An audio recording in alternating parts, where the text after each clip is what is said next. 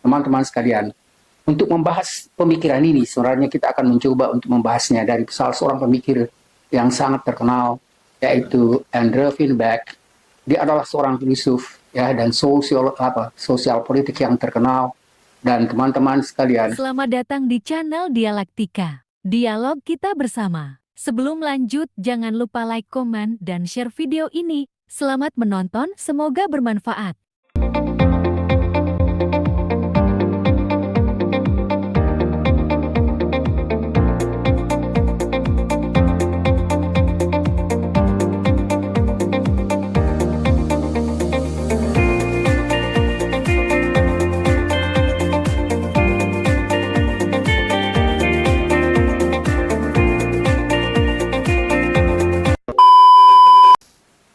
Assalamualaikum warahmatullahi wabarakatuh. Selamat malam untuk kita semua teman-teman sekalian. Kita sekarang akan membahas satu tema yang menarik. Dan Anda mungkin sudah tahu dan mendengar suara-suara apa yang sekarang terdengar dari TV. Dan ini adalah satu peristiwa yang sebenarnya terjadi di luar dugaan karena ini adalah pelanggaran yang sangat fatal terhadap demokrasi atau pelanggaran demokrasi dan hak asasi manusia. Teman-teman sekalian, kita tidak akan membicarakan sebenarnya masalah ini secara luas dan mendalam, tapi mencoba untuk menjelaskan sebenarnya bagaimana teknologi atau dampak teknologi terhadap peristiwa-peristiwa yang terjadi. Dan begitu sebenarnya itu menjadi pembahasan di dalam katakanlah misalnya masyarakat melalui internet atau ya teknologi informasi, maka masalah itu akan menyebar dalam waktu sekejap dan bisa menjadi masalah viral dan bukan hanya untuk satu negara tetapi mendunia. Teman-teman sekalian, kita mencoba untuk mencerahkan dan membahas masalah yang kemarin-kemarin terjadi, yaitu adanya apa yang disebut misalnya penyerangan forum cinta tanah air atau unjuk rasa cinta tanah air terhadap pelaksanaan satu diskusi yang mestinya sebenarnya harus dihargai dan dihormati karena itu dilakukan oleh warga negara Indonesia, tokoh-tokoh Indonesia, dan juga misalnya masyarakat Indonesia yang berada di luar atau diaspora yang memang sebagian besar tentu hanya bisa mengikuti melalui tempat tinggal mereka sendiri, tetapi sekarang justru masalah itu sudah menjadi masalah viral dan itu berdampak sebenarnya luar biasa, terutama sekali misalnya pada pelaksana. Dan pelaksana itu sekarang misalnya sudah ditangkap beberapa orang dan dikemukakan bahwa bisa ancamannya sampai 7 tahun penjara.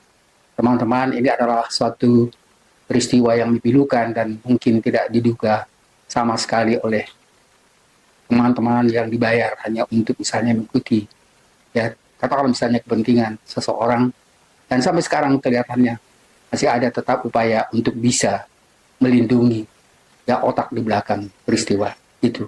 Teman-teman sekalian, kita tidak membicarakan tentang peristiwa penyerangan itu, tetapi saya hanya mencoba sebenarnya bagaimana dampak dari suatu teknologi atau teknologi informasi itu begitu dia menjadi viral.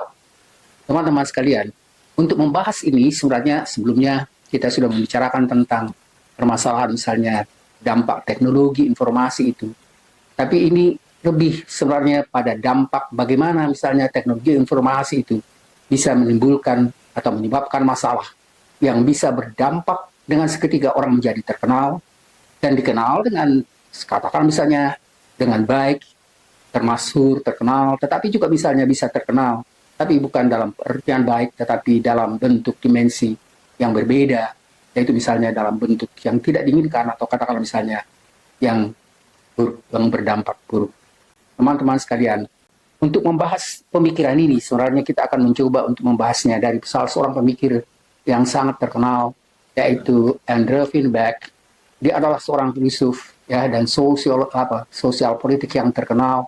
Dan teman-teman sekalian, dia dikenal sekali dalam pembahasan tentang bagaimana misalnya teknologi informasi itu bisa menimbulkan apa yang disebut misalnya dampak-dampak.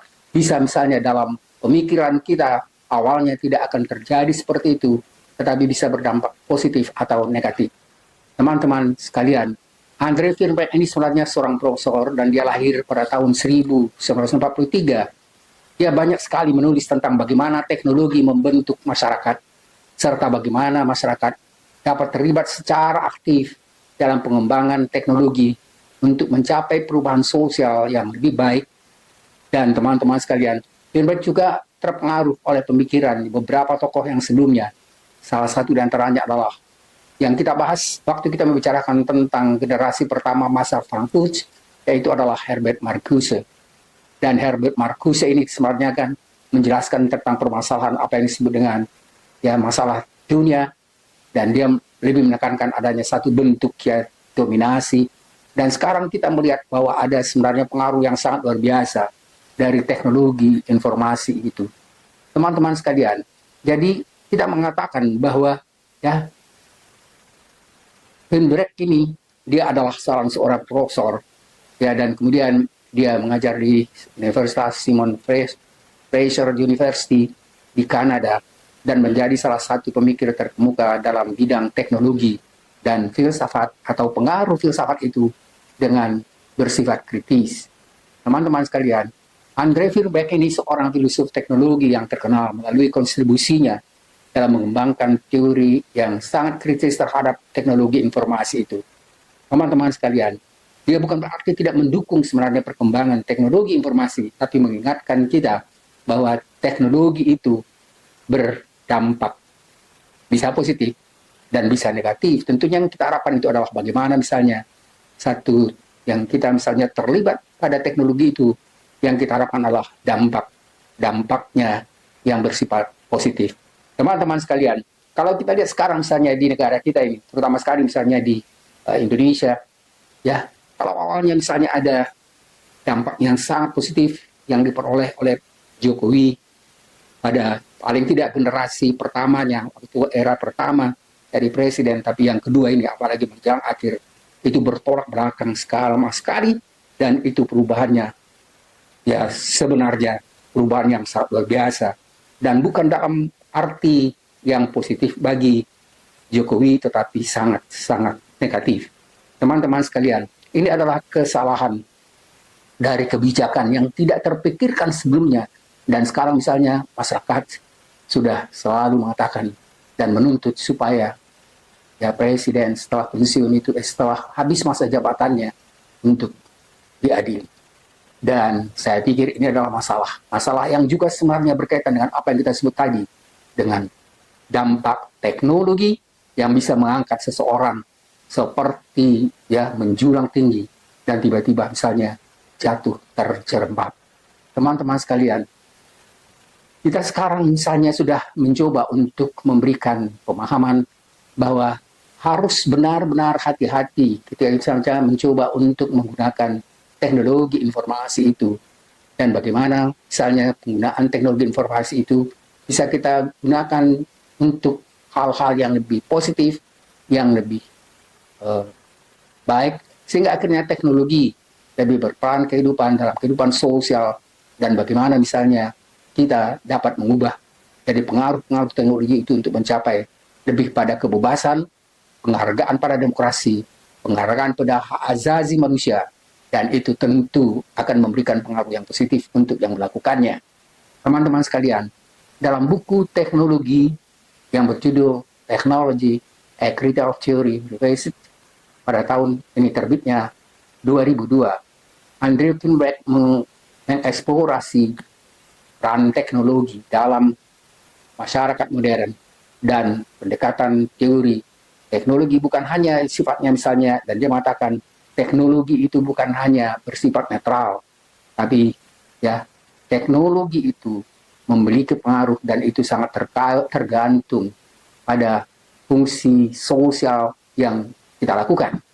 Teman-teman sekalian, jadi kontrol sosial dan kursus sosial yang dipengaruhi oleh kekuatan teknologi itu bisa misalnya sangat berpengaruh pada perkembangan politik, perkembangan teknologi, dan juga budaya. Tapi juga misalnya bisa menyebabkan dampak-dampak yang negatif di samping kekuatan-kekuatan yang positif tadi. Teman-teman sekalian, kita sekarang membicarakan misalnya tentang pokok-pokok pikiran utama dari Firbeck. dalam buku-buku yang kita sebutkan tadi ya di atas, dia misalnya menjelaskan bentuk instrumen dan dampak substantif ya. Jadi pokok pikiran utama Feinberg itu dalam buku ini meliputi yang pertama adalah dampak instrumental dan substantif dari teknologi. Teman-teman sekalian, Feinberg membedakan antara pandangan instrumental dan pandangan substantif tentang teknologi. Teman-teman sekalian, pandangan instrumental itu adalah melihat teknologi sebagai alat netral yang bisa digunakan untuk berbagai tujuan. Ini jelas memang bisa digunakan untuk berbagai tujuan. Yang kemudian sementara pandangan substantif sebenarnya melihat teknologi sebagai kekuatan yang membentuk dan mengarahkan perkembangan sosial dan budaya. Jadi ketika kita misalnya mencoba dan memikirkan bahwa teknologi itu bisa membentuk dan mengarahkan perkembangan sosial dan budaya, maka nanti di sini justru yang sebenarnya menjadi masalah, karena perkembangan sosial dan budaya itu bisa menjadi, atau misalnya membuat nama seseorang menjulang tinggi, dan seperti kita katakan tadi pada era-era pertama ya pemerintahan Jokowi, tetapi juga akhirnya bisa ya menjadi masalah besar yang meruntuhkan ya apa yang kita katakan tadi, misalnya nama besar itu menjadi hancur berantakan karena tindakan-tindakan yang memang bertentangan dengan apa yang dilakukan sebelumnya. Teman-teman, jadi teknologi bisa berdampak baik dan juga misalnya bisa berdampak negatif. Teman-teman, yang kedua adalah dia mengungkapkan tentang teori kritis teknologi itu. Jadi Feinberg mengembangkan teori kritis tentang teknologi dan ia menekankan bahwa teknologi harus dipahami dalam konteks sosial budaya. Jadi kita tidak bisa menganggapnya dia sebenarnya sesuatu yang sifatnya netral. Dan itu sangat tergantung sekali misalnya pada penggunanya. Dan kemudian bagaimana misalnya orang yang melihat hasil-hasil teknologi itu, paling tidak misalnya apa yang disampaikan melalui teknologi informasi itu, apakah dia akan berdampak positif atau misalnya berdampak negatif. Jadi ini berarti bahwa pengembangan dan penerapan teknologi tidak bisa dipisahkan dari dinamika kekuasaan dan kontrol sosial. Teman-teman sekalian, apa yang kita jelaskan misalnya pada bagian yang tadi pertama tentang ya ada video yang ringkas, sebenarnya tadi kita kemukakan sebentar tentang kerusuhan ya di Hotel Kemang itu akhirnya bisa menimbulkan masalah yang kita sebut tadi, bagaimana dinamika kekuasaan dan kontrol sosial bisa berubah dengan cepat. Pada awalnya kita melihat bahwa para ya perusuh itu sepertinya mereka sangat percaya diri dan mereka begitu berani, malah juga misalnya membentak polisi ya. Dan kemudian juga kita lihat seperti polisi seperti tidak berbuat apa-apa pada mereka. Jadi ada hal yang kita lihat di awalnya mungkin para misalnya yang melakukan penyerangan itu merasa mereka tidak akan ada masalah berdampak besar untuk mereka, tapi tiba-tiba kita bisa melihat sekarang misalnya sudah mulai ada sesuatu kerusuhan dan ketakutan mereka tentang itu, teman-teman sekalian.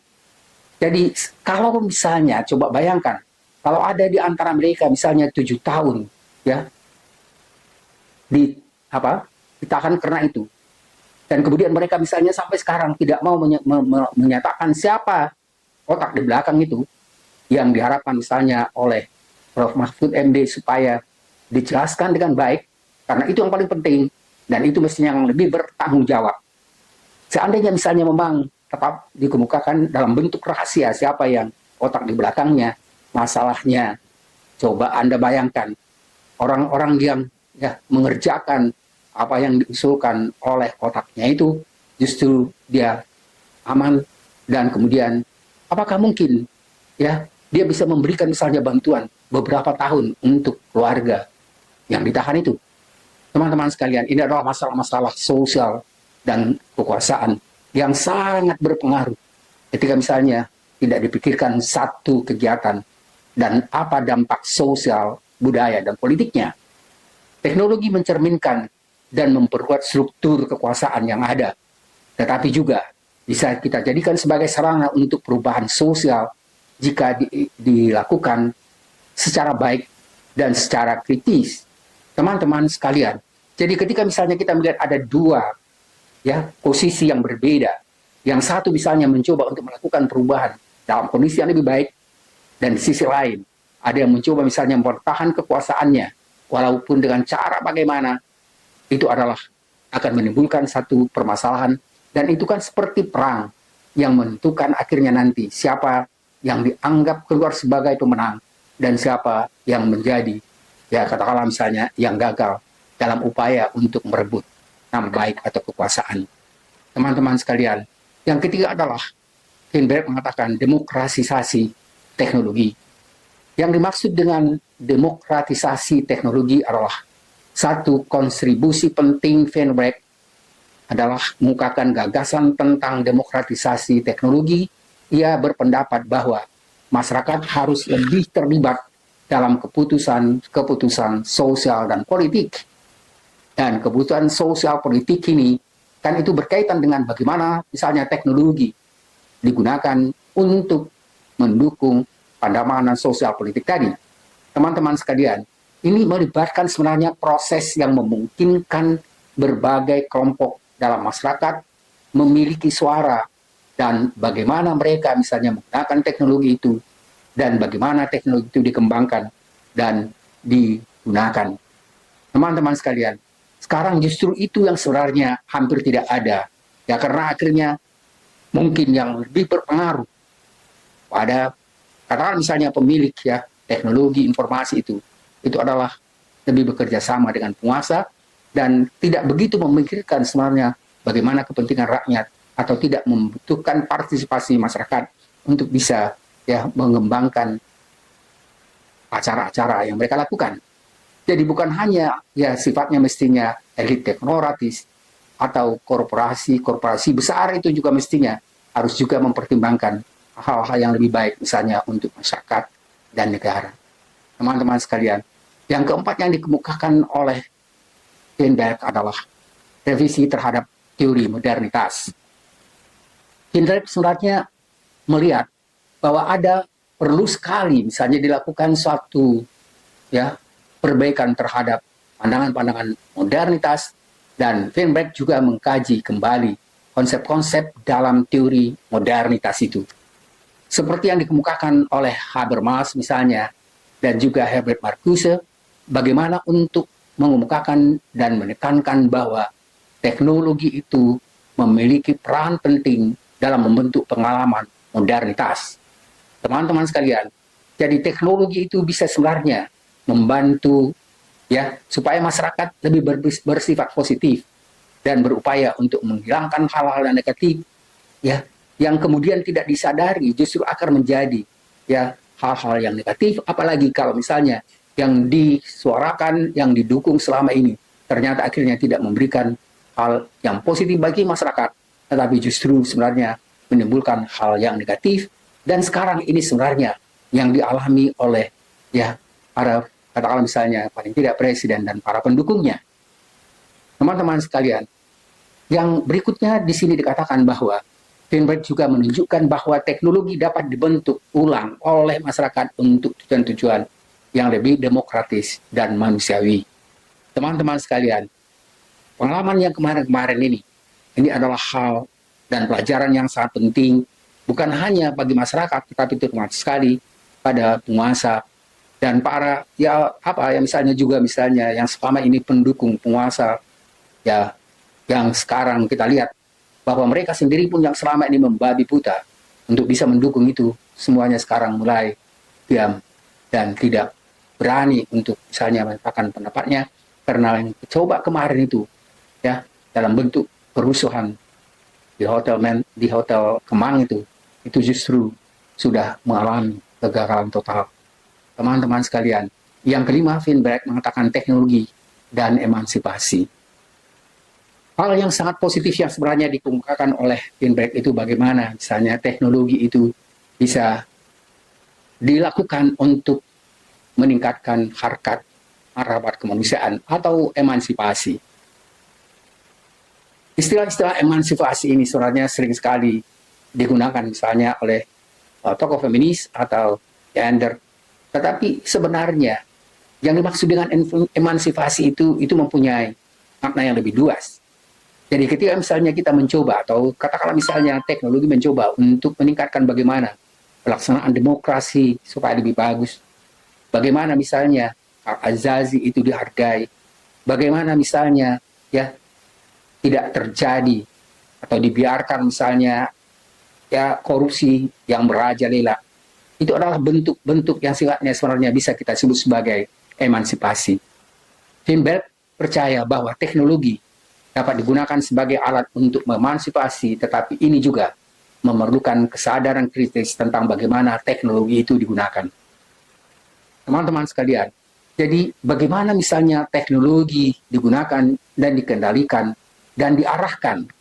Teman-teman sekalian, kalau misalnya pada awal-awal masa kepresidenan ya Jokowi, sepertinya semuanya itu, semua pejabat, anggota DPR, semua sampai pemimpin ya gubernur sampai ke daerah itu memang digunakan bagaimana untuk bisa mendukung ya kekuasaan dari Jokowi. Teknologi di sini tidak dijadikan sebagai alat untuk emansipasi, tetapi berlawanan dengan tujuan emansipatoris itu. Dan ini sebenarnya yang sekarang ya berbalik dampaknya, dan itu menjadi masalah yang besar yang tidak mungkin bisa dikembalikan seperti semula. Teman-teman sekalian, jadi Finberg misalnya menekankan pentingnya intervensi sosial dan politik untuk memastikan bahwa teknologi benar-benar berfungsi untuk kepentingan umum, bukan hanya untuk kepentingan atau keuntungan segelintir pihak atau untuk para penguasa. Teman-teman sekalian, ini adalah sebenarnya pelajaran yang sangat penting apa yang dikemukakan oleh Finberg. Saya sengaja mencari dan kemudian menemukan kembali gagasan-gagasan Finberg ini, dan saya mencoba untuk mengemukakan yang saya anggap salah satu hal yang penting dari buku yang dikemukakannya, dan sekarang ini yang kita bicarakan dalam diskusi malam ini. Secara keseluruhan sebenarnya Finberg menekankan bahwa teknologi adalah medan pertempuran. Pertempuran apa? Pertempuran politik dan sosial yang sangat penting. Teman-teman sekalian, ini sekarang terjadi, benar-benar terjadi. Jadi kita melihat yang sekarang justru kalau selama ini dianggap yang berada di luar kekuasaan itu tidak mempunyai kekuatan, sekarang justru mulai berbalik, dan para pendukung yang sebelumnya yang begitu kuat mendukung Presiden Jokowi umumnya sudah hampir lenyap. Yang kemarin ditunjukkan dalam bentuk apa yang kita katakan awalnya itu adalah ya, puluhan ribu untuk pasukan berani mati, tapi yang baru terjadi adalah apa yang kita katakan tadi adalah demonstrasi dan penyerangan di masjid di Hotel Kemang. Teman-teman sekalian, jadi kita sekarang melihat bagaimana pengaruh teknologi informasi itu dan bagaimana mestinya dia bisa digunakan ya sebagai alat untuk emansipatoris. Teman-teman sekalian, jadi jelas sekali berbagai macam argumen yang dikemukakan oleh Finberg, dan ini adalah menjadikan teknologi bukan hal yang netral, tapi dia mengatakan bahwa teknologi itu adalah sangat syarat nilai, dan itu sangat tergantung sebenarnya bagaimana teknologi itu digunakan oleh kebijakan, bukan hanya si pengguna, tapi juga misalnya kebijakan dari pemerintah dan masyarakat. Teman-teman sekalian, argumen bahwa teknologi bukanlah entitas yang netral, melainkan syarat dengan nilai-nilai, dan nilai-nilai itu tentu ya bisa berbeda satu dengan yang lain, maka akhirnya ya bagaimana teknologi itu digunakan itu berakar pada pandangan bahwa teknologi tidak hanya berfungsi sebagai alat atau instrumen, tetapi juga memiliki implikasi sosial, politik, dan etis. Teman-teman sosial, dan kita katakan tadi, teman-teman sekalian, bahwa implikasi sosial, implikasi politik, dan etis ini harus dipertimbangkan secara mendalam. Teman-teman sekalian, berikut adalah penjelasan yang dikemukakan oleh argumen yang dikemukakan oleh Finberg itu. Dia mengungkapkan beberapa hal. Yang pertama adalah teknologi sebagai konstruksi sosial. Tadi kita katakan bahwa dia menyatakan bahwa teknologi itu tidak bebas nilai, tidak netral, tapi kita bisa menggunakan bagaimana teknologi itu dimanfaatkan untuk mengkonstruksi sosial dengan baik.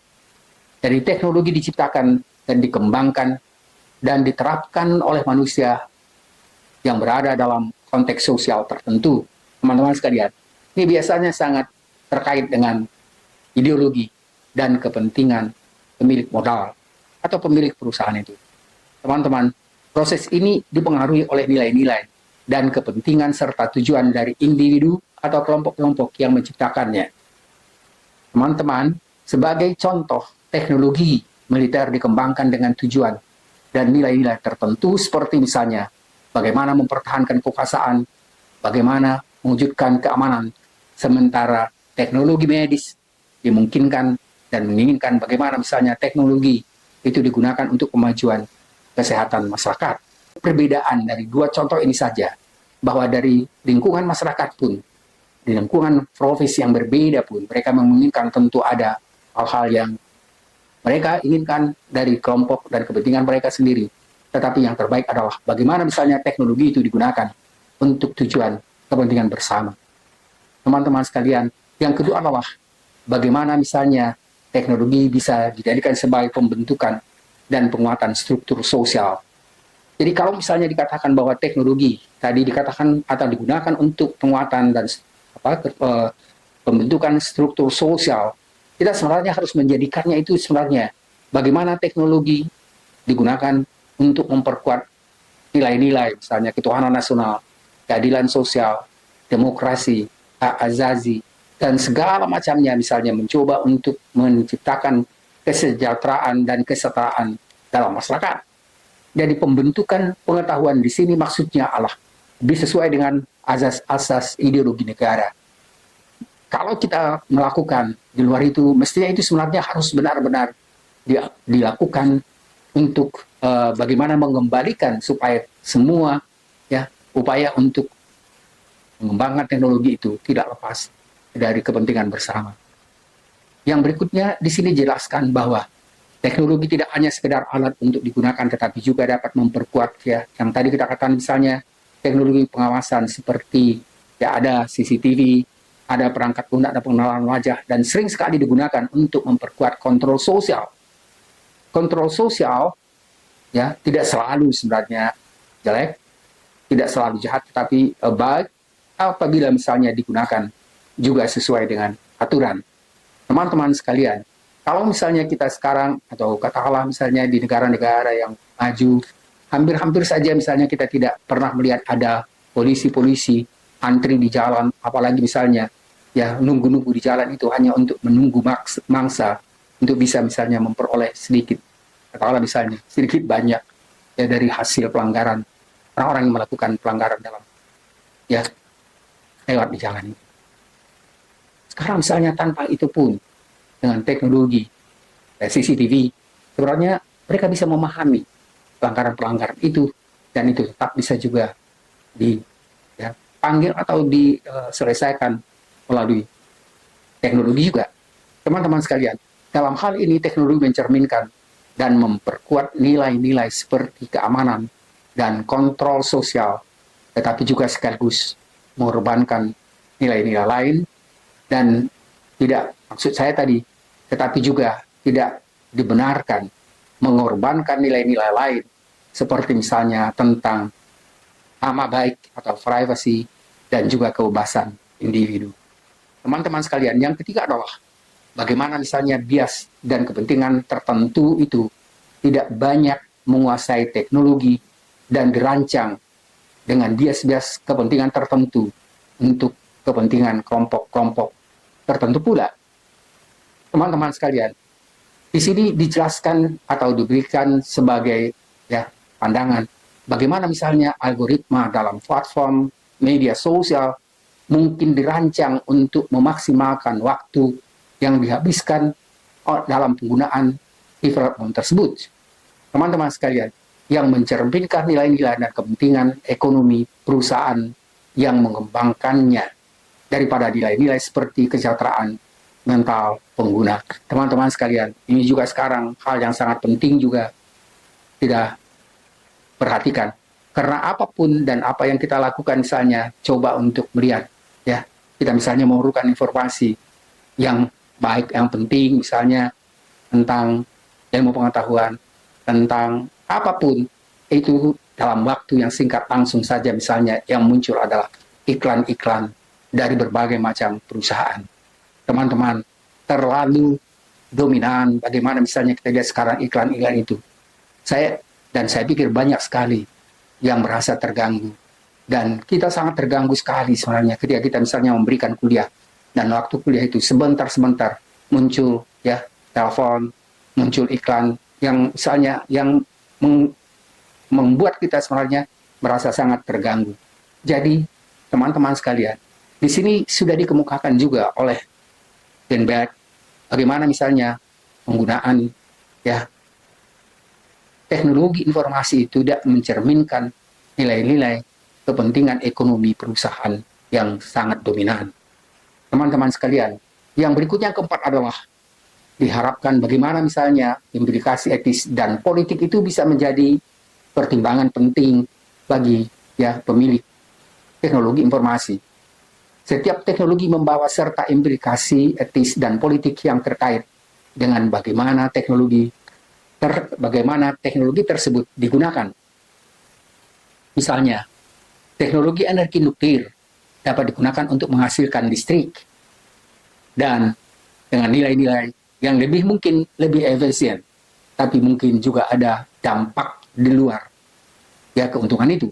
Tetapi juga digunakan untuk membuat senjata nuklir. Ingat tadi dikatakan ya, jadi energi nuklir bisa berdampak positif, tapi juga misalnya dijadikan sebagai senjata dengan nilai kekuasaan dan destruksi yang luar biasa. Dan sekarang sebenarnya kita melihat bagaimana misalnya negara-negara apalagi yang sedang berperang tanpa ada pertimbangan manusiawi justru akhirnya melakukan mengorbankan ya masalah kemanusiaan, masalah lingkungan di luar kemanusiaan, nilai-nilai kemanusiaan. Oleh karena itu, teman-teman sekalian, teknologi tidak lagi netral dan jelas karena penggunaannya selalu terkait dengan nilai-nilai tertentu dan dapat menimbulkan dampak yang signifikan pada masyarakat. Yang kelima adalah ya dikemukakan oleh Finback bahwa teknologi sebagai bagian dari kebudayaan. Jika kita katakan bahwa teknologi sebagai bagian kebudayaan, itu berarti teknologi tidak terpisah dari kebudayaan, dan sebaliknya ia merupakan bagian dari cara hidup manusia dan syarat juga dengan makna budaya. Sebagai contoh teknologi yang seperti ini bisa dikatakan dalam bentuk komunikasi seperti smartphone ya telah mengubah cara kita berinteraksi, bekerja dan memahami dunia, yang menunjukkan bahwa teknologi membawa serta nilai-nilai, dan nilai-nilai itu adalah nilai-nilai budaya tertentu yang mempengaruhi cara kita hidup dan berhubungan satu sama lain. Jadi teknologi informasi itu sebenarnya memang sangat mempengaruhi sekarang bagaimana kita bisa misalnya bersikap, bagaimana kita menghargai orang lain, dan bagaimana misalnya kita berkomunikasi dengan orang lain. Teman-teman sekalian, pembentukan sikap itu adalah merupakan satu hal yang dianggap sekarang menjadi pengaruh yang luar biasa dari teknologi informasi. Yang keenam adalah ya Finback mengatakan perlunya dipahami perdebatan dalam dunia teknologi informasi itu dengan menggunakan cara berpikir kritis.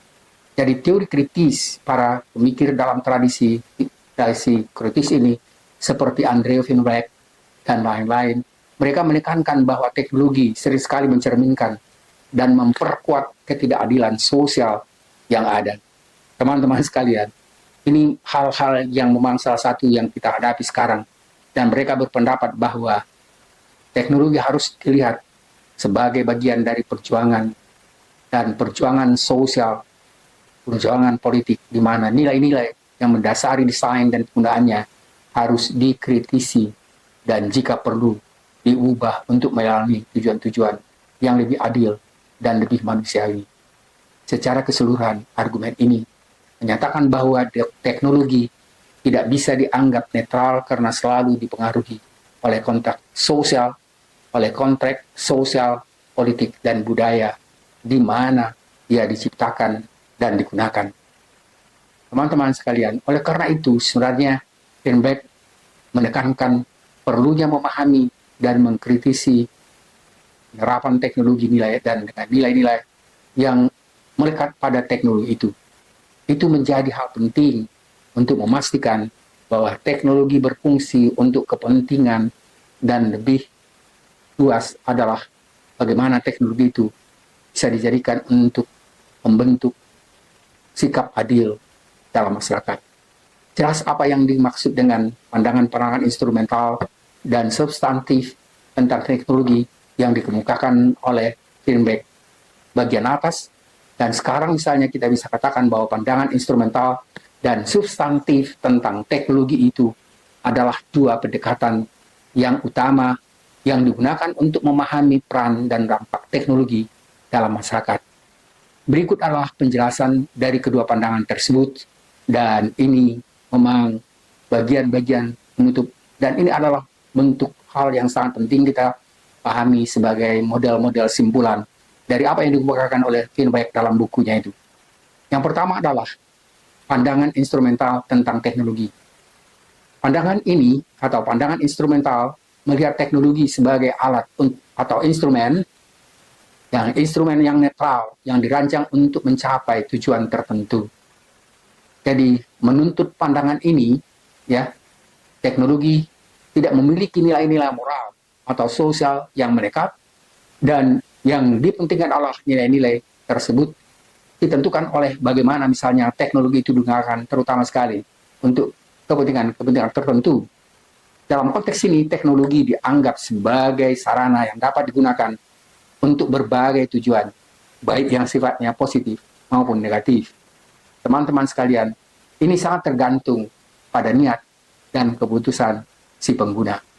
Contohnya adalah bagaimana misalnya kita menggunakan pisau bisa digunakan untuk memotong makanan. Itu adalah tujuan positif, atau bisa kita gunakan untuk menyakiti orang lain. Itu adalah nilai yang negatif. Jadi teknologi teknologi komputer, teknologi informasi bisa digunakan untuk pendidikan yang sifatnya sangat positif atau negatif, melakukan untuk berbagai kejahatan cyber, dan ini negatif. Implikasi dalam pandangan ini adalah bagaimana teknologi itu sendiri tidak bergantung dan tidak bertanggung jawab atas dampak sosial atau moral yang ditimbulkannya, dan tanggung jawab sepenuhnya berada pada pengguna dan bagaimana teknologi tersebut diterapkan. Yang kedua adalah pandangan substantif tentang teknologi. Pandangan substantif menganggap bahwa teknologi bukanlah alat yang netral, tetapi memiliki pengaruh yang mendalam dan intriks terhadap masalah-masalah struktur sosial, budaya, dan kehidupan manusia.